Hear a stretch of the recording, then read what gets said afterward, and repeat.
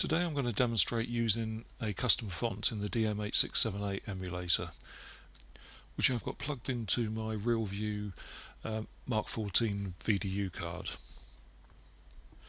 So for the purposes of this demonstration, I've loaded up Invaders.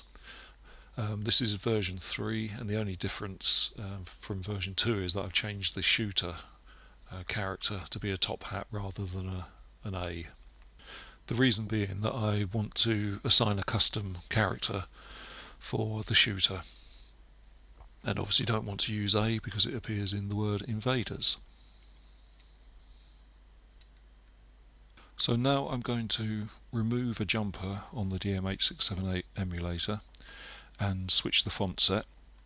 So I'll be switching from the standard MK14 fonts to the new custom games font. So there you can see the new character set.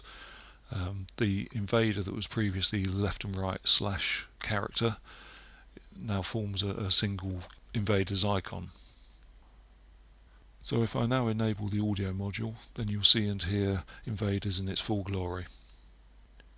Hope that's of interest. Thanks for watching. See you later.